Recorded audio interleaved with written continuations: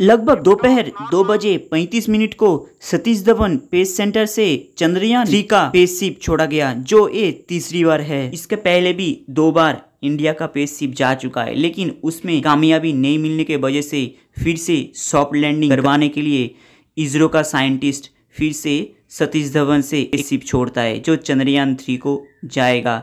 लगभग 40 दिन के बाद चंद्रयान सतह पे सॉफ्ट लैंडिंग करेगा, लेकिन अमेरिका का स्पेसशिप लगभग 4 दिन में कंप्लीट कर देता है सॉफ्ट लैंडिंग करने के लिए। लेकिन इंडिया का स्पेसशिप लगभग 40 दिन क्यों लगाता है सॉफ्ट लैंडिंग के लिए? गाइस, मेरा नाम है चंदन। मैं आज आप लोगों को एक्सप्लोर करवाने वाला India's Chandrayaan 3 spacecraft.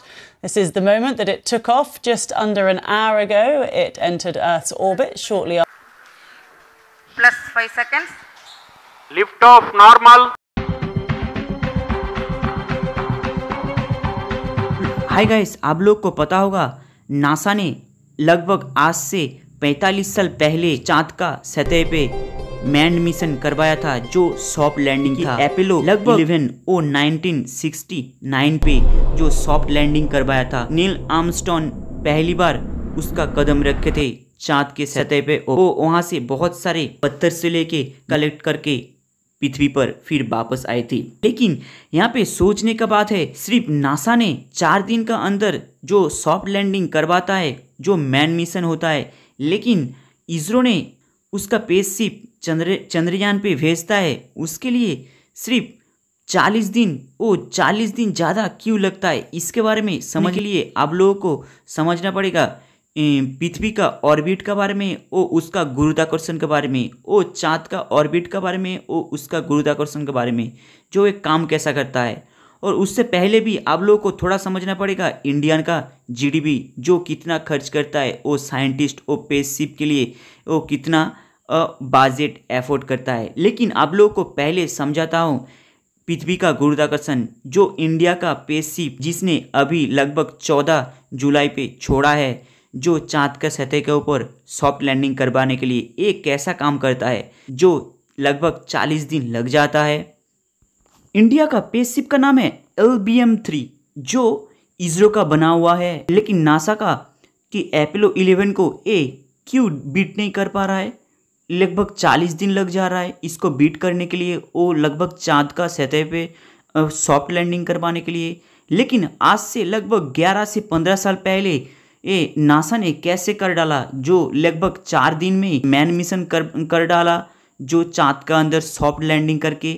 आप लोगों को समझना पड़ेगा जो इंडिया का जो स्पेसशिप है वो कैसा काम करता है। इंडिया का स्पेसशिप अभी जो लॉन्च हुआ है लगभग 14 जून दोपहर 30:45 में, जो सतीश धवन स्पेस सेंटर से भेजा गया है, जिसका नाम है LBM-3, जो चंद्रयान 3 को पहुंचाने वाला है पृथ्वी का ऑर्बिट में, जो लगभग 16 मिनट पे पहुंचा दिया है। उसके बाद चंद्रयान 3 को लगभग खुद को ट्रैवल करना पड़ेगा अर्थ का ऑर्बिट से लेके चाँद का सतह तक लैंड करने के लिए, उसको खुद को ट्रैवल करना पड़ेगा। लगभग 23 अगस्त को चाँद का सतह का ऊपर लैंड करने वाला है। वो उसका ऊपर चक्कर काटता रहेगा, वो उसका खुद का अच्छा प्लेस ढूंढ के चाँद का ईस्ट में वो सॉफ्ट लैंड करने वाला है।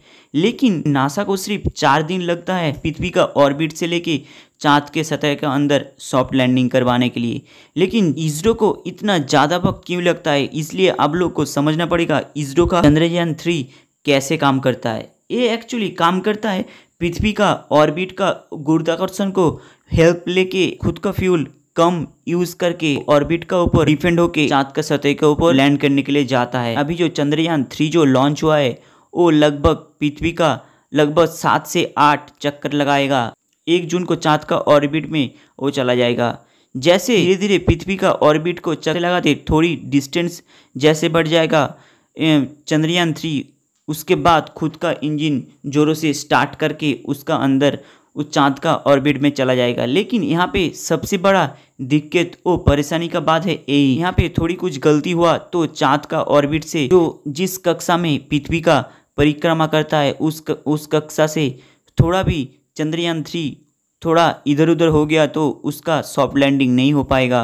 वो उतरने से पहले ही क्रैश होके चंद्रयान का खुद का गुरुत्वाकर्षण में वो फंस जाएगा और उसके बाद वो क्रैश लैंडिंग कर जाएगा। इसलिए ये वाला पार्ट सबसे बड़ा महत्वपूर्ण हो जाता है जो चंद्रयान का सॉफ्ट लैंडिंग करवाने के लिए। इसलिए इस साल चंद्रयान का सॉफ्ट लैंडिंग करवाने के लिए इसरो ने एक बहुत बड़ा इक्विपमेंट क्या क्या इसका अंदर नया डिवाइस लगा हुआ है उसको पहले आप समझ लेना चाहिए। चंद्रयान 3 जो अभी पृथ्वी का ऑर्बिट में घूम रहा है उसका लगभग वेट है 3900 किलोग्राम। उसका अंदर पड़ता है प्रोपोजल मॉड्यूल जिसका वेट है 2148 किलोग्राम और उसके बाद आता है लैंडिंग मॉड्यूल जिसका वेट है 1700 किलोग्राम। उसके बाद आता है जो मॉड्यूल का अंदर रहता है रोबोटिक, उसका वेट है लगभग 26 किलोग्राम जो चांद के सतह के ऊपर लैंड करने वाला है 23 जुलाई को। ये वाला मिशन इतना खास क्यों है? क्योंकि इसरो ने इसका पहले भी चंद्रयान 2 को लॉन्च किया था सॉफ्ट लैंडिंग करवाने के लिए, लेकिन चंद्रयान का लगभग सतह में 3000 डिस्टेंस था। उसके बाद ही चंद्रयान 2 से ऑटोमेटिक इसरो का कनेक्शन छूट जाता है। ऑटोमेटिक कॉन्ट्रैक्ट छूट जाने से वजह से चंद्रयान 2 था वो खुद का स्पीड कंट्रोल नहीं कर पा रहा था।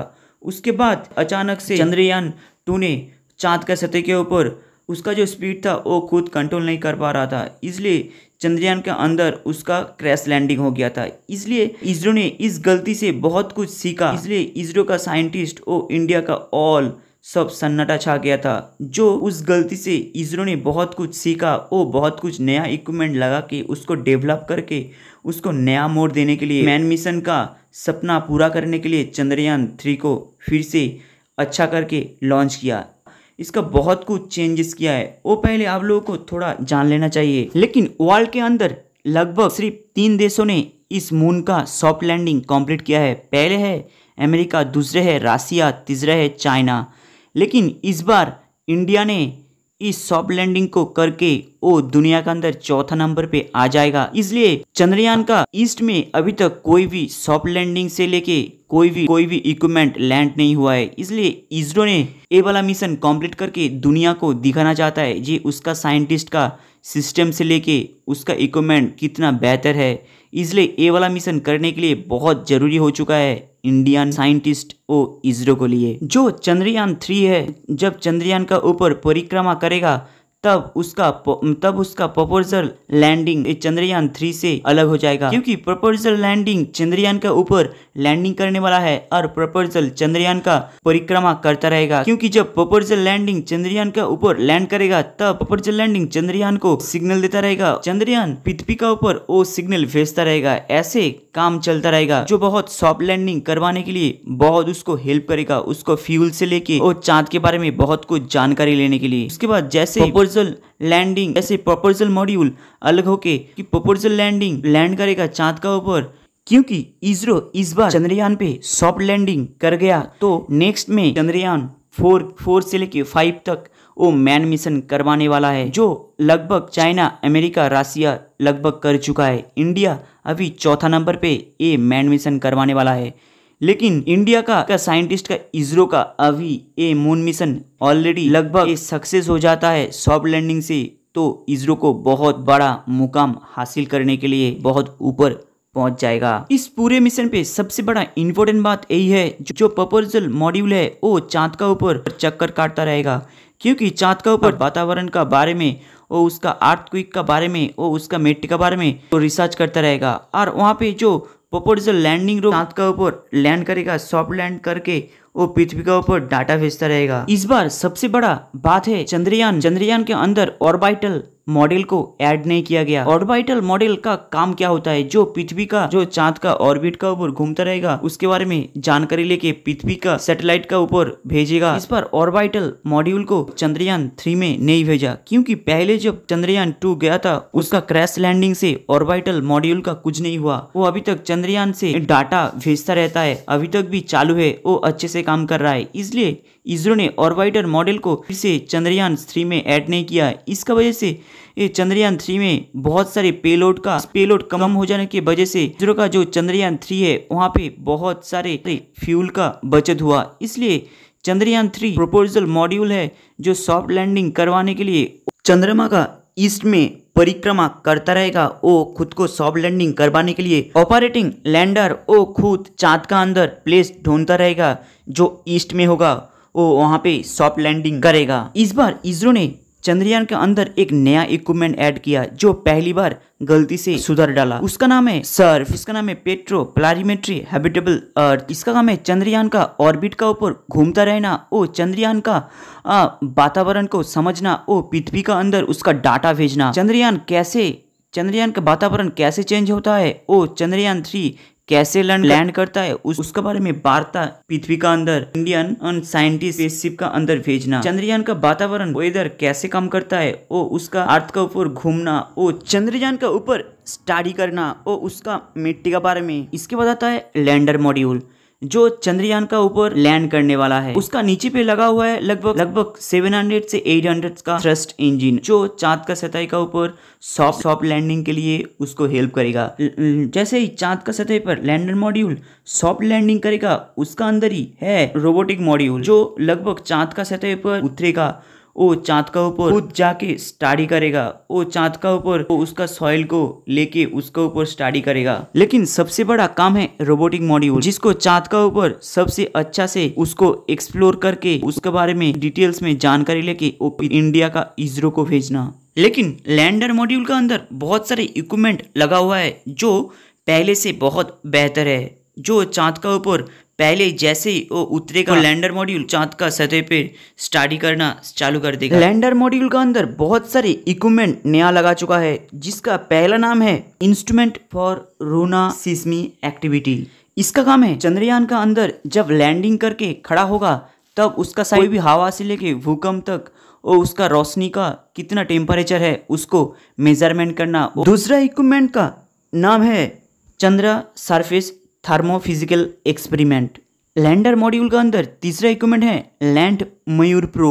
मून का अंदर जो प्लाज्मा है उसको मेजरमेंट करना, वो कैसा काम कर रहा है। उसके बाद आता है चंद्रयान 3 का जो अंदर में जो रोबोट रहेगा उसका काम है सबसे बड़ा चंद्रयान सतह पे ऊपर खुद को बहुत दूर तक लेके जाएगा, मिट्टी का ऊपर जांच करता रहेगा हर टाइम लगभग 14 दिन से 15 दिन। ये जो रोबोटिक है इसका अंदर है लगभग 4 से 6 पहिए। इसका बाहर वाले हिस्से में लगा हुआ है स्पेक्ट्रोमीटर और कैमरा।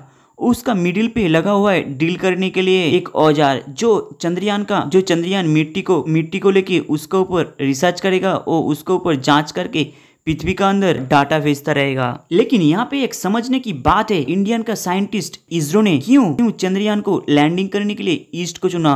वो तो दूसरे साइड को चुन सकता था लेकिन ईस्ट को क्यों चुना? क्योंकि चंद्रयान का ईस्ट में बहुत ठंडी है, इसलिए वहाँ पे इसरो को लगा वहाँ पे जाने से कोई चंद्रयान के अंदर कोई पानी का सबूत से लेके कोई इंस्ट्रूमेंट मिल जाएगा तो वो नेक्स्ट टाइम पे जो नासा जो रिसर्च कर रहा है चंद्रयान का अंदर जो कॉलोनी बनाने के लिए उसका सपना भी पूरा हो जाएगा। इसलिए इसरो ने बहुत सारे नया इक्विपमेंट से लेके बहुत जोरों शोरों से कोशिश कर रहा है वो इस पार्ट में सॉफ्ट लैंडिंग करवा के इसको रोबोटिक इक्विपमेंट से अच्छा से रिसर्च करने के लिए, क्योंकि इससे पता चल जाएगा पृथ्वी का पैदाइश बनावट कैसे हुआ था, वो कौन सा उल्कापिंड से हुआ था, जो रिसर्च का वजह से थोड़ा बहुत इसरो को नॉलेज भी मिलेगा। लेकिन यहाँ पे सोचने का एक बात है, इसरो ने जिस चंद्रयान 3 को लॉन्च किया उसका नाम है LBM-3, लेकिन इसका अंदर 3 रॉकेट सबसे बड़ा सबसे ज्यादा भारी भरकम रॉकेट लॉन्चर है जिसका वेट लगभग 6,40,000 किलोग्राम और उसका चौड़ाई में था लगभग 14 मीटर और लगभग 140 फीट था उसका हाइट। लेकिन माना जाता है इंडिया का अंदर इसरो का सबसे बड़ा सबसे भारी भरकम रॉकेट लॉन्चर यही था। लेकिन आपको सुन के हैरानी होगा, सिर्फ यही वाला रॉकेट लॉन्चर सिर्फ चंद्रयान 3 को पृथ्वी का जो कक्षा होता है सिर्फ उस कक्षा का अर्थ में ही सिर्फ चंद्रयान 3 को डिप्लॉय कर पाया, लेकिन उसका पहले तक भी नहीं जा पाया। इसका रीजन क्या है? लेकिन आप लोगों को थोड़ा समझना चाहिए, सिर्फ ए वाला रॉकेट को लॉन्च करने के लिए इंडिया का लगभग खर्च होता है 600 करोड़, जो लगभग कोई इंग्लिश मूवी से लेके कोई इंडियन मूवी तक शूट करने के लिए 600 से 700 करोड़ ऐसे ही नॉर्मल खर्च हो जाता है। लेकिन इसरो ने सबसे चीप बजट में इस वाला रॉकेट को तैयार करके लॉन्च कर दिया है। चंद्रयान मिशन को सफल करने के लिए आगे बढ़ रहा है। लेकिन आप सुन के चौंक जाओगे, पृथ्वी का ऑर्बिट से लेके चांद के सतह पर उतरने के लिए चंद्रयान 3 को ट्रेवल करना पड़ेगा लगभग 13,000 किलोमीटर। यहाँ पे और एक बात, चंद्रमा का गुरुत्वाकर्षण को लेके वो पृथ्वी का गुरुत्वाकर्षण को लेके उसको काम पे लगा के ये चंद्रयान-3 खुद का फ्यूल बचा के उस चंद्रयान में सॉफ्ट लैंडिंग करवाने वाला है, क्योंकि इससे ही पता चलेगा इसरो का साइंटिस्ट का कितना पावर है, वो खुद को कितना डेवलप करके रखा है, जो इसमें कम बजट में जो इसरो ये वाला काम बहुत अच्छे से कर पाता है। इस तरफ चंद्रयान का ऑर्बिट में जब चंद्रयान-3 घूमता रहेगा सॉफ्ट लैंडिंग करवाने के लिए, उस टाइम चंद्रयान-3 का स्पीड ज्यादा नहीं तो कम नहीं होना चाहिए, क्योंकि इसमें कोई गलती होगा तो चंद्रयान-3 का क्रैश लैंडिंग होगा 100%। इसमें कोई नहीं रोक सकता, इसलिए ये वाला पार्ट सबसे महत्वपूर्ण होता है सॉफ्ट लैंडिंग करवाने के लिए। उसके बाद प्रोपोजल मॉड्यूल और लैंडिंग मॉड्यूल एक दूसरे से अलग हो जाएगा। और लैंडिंग मॉड्यूल चंद्रयान का ईस्ट में खुद का अच्छे से प्लेस ढूंढ के वो खुद सॉफ्ट लैंडिंग करवाएगा। लेकिन आप लोगों को सुन के हैरानी होगा, चंद्रयान के अंदर सॉफ्ट लैंडिंग करवाने के लिए इतना दिक्कत क्यों होता है? क्योंकि मंगल ग्रह पे सॉफ्ट लैंडिंग करवाने के लिए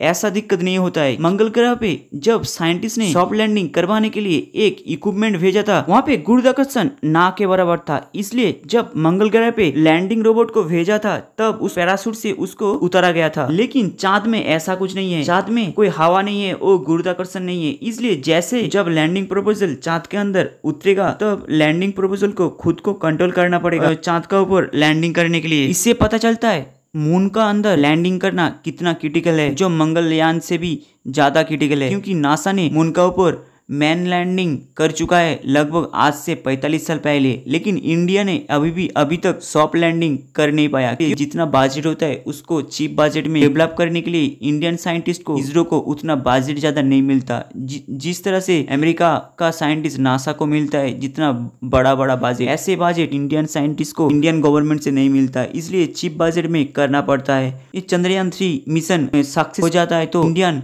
वर्ल्ड के अंदर 4 नंबर पे आ जाएगा। ये उसको बिजनेस का मॉड्यूल देके वो अच्छा खासा पैसा कमा सकता है। इंडियन स्पेसशिप को बहुत अच्छा तरीके से वो डेवलप करने के लिए काम पे लगेगा, इसलिए इंडियन साइंटिस्ट इसरो ने बहुत जोरों शोरों से चंद्रयान-3 को सक्सेस करने के लिए लगा पड़ा है। हाय गाइस, मेरा वीडियो आप लोग पसंद आया तो सब्सक्राइब कर देना। चलो मिलते हैं ऐसे कुछ वीडियो लेके नेक्स्ट वीडियो में।